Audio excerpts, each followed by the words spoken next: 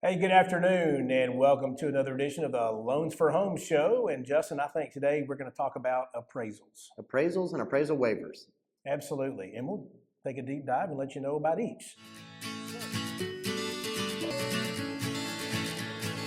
Welcome. I'm Heath Albritton alongside Justin Lee.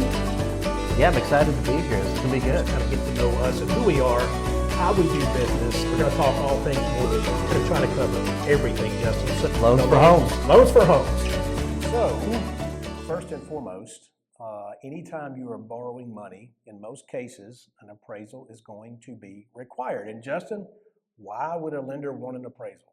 Well, obviously we evaluate your ability to repay and your credit score, but there's also the collateral aspect, which is the appraisal, right? We want to know what we're getting, what it's worth, and what we're tying our loan to. Because in theory, if you stop making payments or something happened, that's our collateral, and that's what we would sell to repay the loan if you couldn't pay for the loan. Yeah, and you as a buyer certainly want to know what the appraised value is going to be, and hey, is the house worth what I'm paying for it? Right, just because you've agreed on a price doesn't mean that if we put it on the open market that somebody else would pay the same thing for it. So we need to see what's selling around the home or the condo or whatever you're buying and what those other sales comparisons look like to see if your purchase price is supported.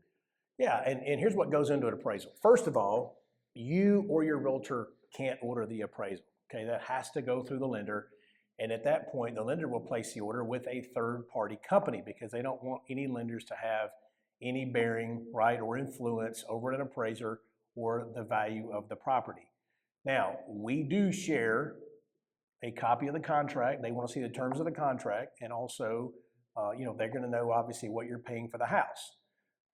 They're going to go out there and they're going to go pull comps. Now they've got restrictions. We're not appraisers. We don't completely know what those restrictions are, but if there are comparables, now we're talking about comparables. It has to be a similar age, similar square footage. The condition of the property has to be similar. You can't compare a single family home to a duplex or something like that. It's got to be all within those parameters. It's got to be comparable. So you're going to check the square footage. You're going to look at when the home was built, look at the updates of the home, how many bedrooms, how many bathrooms, do you have a basement, do you have a pool, do you have a big backyard, do you have acreage? All of those factors go into when they go looking for other homes that are similar to the home that you're trying to comp with the purchase price. So if your home is a $400,000 home, you're probably not going to comp it with $1 million house, right? If your home has a basement, that basement is comped differently than the above grade square footage. 100%, and we'll get into that too, talking about basements. But the main thing is they've got parameters about how far of a distance they can go from the subject property. They can't go 20 miles away if there's a comp that's 2 miles away, right? And it's similar. They've got to use that comparable. They can't just go way outside the box to make the value work. And so it's age. How long ago did the comp I'm using, how long ago did that sell, right? So we get all the time, guys, we get realtors and customers that will call us and say, hey, an appraisal was done recently, we had it done or whatever, or this was what's done to the property. Now, one thing you need to know about, let's say that you spent or the seller has spent $30,000 on an upgraded kitchen or whatever that may be.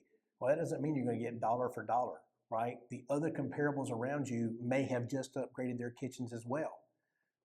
So it's never a dollar for dollar deal. Now, one thing Justin mentioned, and we see this a lot, is when you're talking about basement homes, guys, anything that is below grade, and it can be what they call a daylight basement, where the whole thing is glass out overlooking the yard.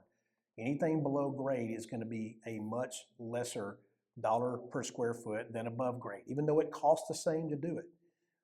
Anything below grade is going to get that. So keep that in mind. A lot of times when we receive a contract and we see that maybe it's a 3,000 square foot house and 1,500 square feet is below grade at that price point, we know somebody probably has not taken that into consideration. And we fight that battle a lot of times too. If the above grade square footage is $250 a square foot, well, the basement may be $50 per square foot. So you can't just say that the total living area above grade is 3,000 square feet when in fact it's not. So that could be a gotcha. And it happens often, right? That's one of the biggest snags that we get into the appraisal world is normally when somebody has a basement and maybe they're in a market that doesn't have a lot of basements, some people are strong with pricing that correctly because it is not the same to be below ground or above ground. That's right. But basements are in Tennessee. They're just not as predominant as some of the other parts of the country. So Maybe there's agents that from time to time that maybe they have never done a basement home, or maybe this, they've only done a few basement homes and not come across this before, but that is something to be cognizant of. The type of loan you're doing also matters when you're looking at appraisal, right? 100%. Yeah. So we know, guys, when you're doing a government loan, an FHA or a VA, there's a little more scrutiny on the appraiser's part. They've got guidelines they have to go by. They're looking for certain things that a conventional appraiser may not be looking for. And those are safety items. Those are things that may affect the marketability of the property if we have to foreclose and sell the property. Things like rotten wood, broken glass. Handrails? Handrails are a big thing. I got one this morning on a VA. We had 5 or more steps going off the porch, and the appraiser is calling for a handrail to be installed. So the seller's got to do that. Send the appraiser back out to do a final inspection to make sure it's been done. And part of that reason is also to protect the home buyers. A lot of times with FHA or VA, the client might be putting 3.5% or 0% down, right? So maybe they don't have any money to do any immediate repairs, which could jeopardize them remaking their payment and the ability to repay. So if they're fixed before they close, that increases the likelihood that everybody can pay on time and there's no surprises. Absolutely. And one thing we mentioned earlier, guys, appraisal waivers. Yes, from time to time, we will get an appraisal waiver. Now, here's what has to happen to get an appraisal waiver. It's got to be a conventional Fannie Mae or Freddie Mac loan. First of all, it's got to be a primary residence. You're not going to get an appraisal waiver on a second home or investment property. Also, if your home value gets at $1 million or above, you're not going to get an appraisal waiver. But in most cases, you've got to put down, again, owner-occupied, 15% down or more. Typically, we won't see it unless you're putting 20% down or more. But what happens, every lender in America is going to run that deal, your loan, through an automated underwriting engine, through Fannie Mae or Freddie Mac. And it will determine at that point, using all factors, whether or not it's going to allow for an appraisal waiver. And we don't know until we run it through the system. And when it gives you that, then yes, an appraisal is not needed. And what the system is saying, look, there's ample comps behind the scenes to support the value that you're actually paying for the house. So you can rest assured that you're not overpaying for the house if that happens. You don't have the choice. We've gotten some people before, we've even gotten real estate agents before saying, hey, we just want to waive the appraisal. Well, you have that right, of course, if you're making an offer to waive the appraisal for contract purposes, but not for lending purposes. And that is certainly can be a risk, Justin, on the buyer's part. If they're choosing to waive the appraisal in order to make their deal look more attractive and get accepted, then you're accepting that responsibility that if that house does not appraise, you're going to be making up the difference if you don't plan to go back to the seller and negotiate the price of the home. Or if it's not as is, maybe some repairs are needed, and it might get a little bit tricky if you waive the appraisal, because now you'd be looking at doing repairs to pass the appraisal instead of the seller, and you don't even own the home yet. Absolutely. So that's what we deal with when we're talking about appraisal waivers. Now let's talk about something Justin just mentioned, and that's if we get an appraisal back, it's either going to be as is or it's going to be subject to something. Whether maybe it's new construction, it's subject to the property being 100% complete.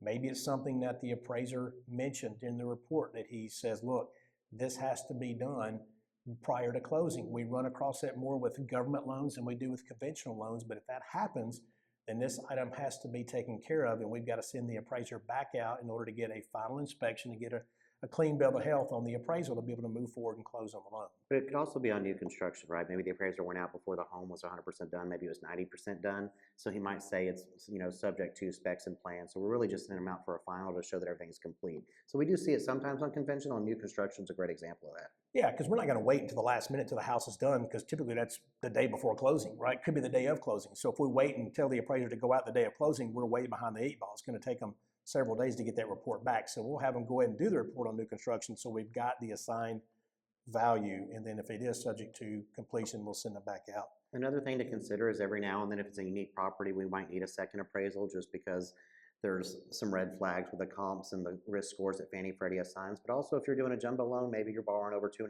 million. On some of the bigger loan amounts, sometimes we'll also need a second appraisal. Yeah, 100%. Again, these are investors behind the scenes that want to make sure that, hey, we do have a fair and marketable appraisal here. Now, one thing that we do as well, guys, we mentioned Fannie and Freddie. When that appraisal comes back, it does assign it a risk score somewhere between 1 and 5. The higher the value, the worse it is. It's saying, hey, we don't feel like the value is supported based in the appraisal report. So that's what Justin mentioned. And we as lenders have to be able to sell these loans to Fannie Mae or Freddie Mac or an individual investor And that is a huge red flag. If you get into a 4 or a 5 on this risk score, that's when extra due diligence typically has to happen. We'll go back to the appraiser and say, hey, you need to correct this or correct that or add some verbiage to that. So again, these are risks that are behind the scenes that you don't even know about as a consumer, but things that we deal with. And the collateral is important, the value is important, the sales comparables that support your appraised value and your purchase price is extremely important, almost as important as your ability to repay in your personal financials. So yes, it's something we definitely thoroughly evaluate, and the appraisal is not only to protect us, it's also to protect you as the consumer. 100%. And just talk about cost real quick. The average cost of an appraisal for a home that's just under $1 million, and this is all based on the size of the home, is typically around $600 to $650. And we get a lot of pushback a lot of times. Oh my goodness, the last appraisal I did was $250 or $300. Well, one, was it a true real estate appraisal, and how long ago was that? Because guys, in today's lending world, so much more is put on these appraisers to have to do with their job in order to satisfy real estate requirements. So the cost of the appraisal is going up. Also, if you need it done quickly, like 5 days, right. You're not giving us a lot of lead time. Rush Sometimes fee. we have to rush that appraisal, and the appraiser is going to charge a premium to put that into a schedule and get it back sooner.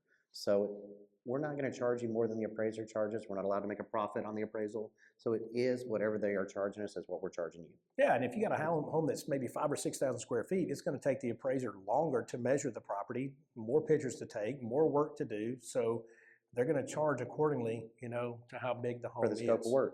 That's right. Well, guys, that's it about appraisals. If you have questions, please reach out to us as always. Otherwise, we will see you next week. We hope you have a great Memorial Day. And like and subscribe and have a great weekend.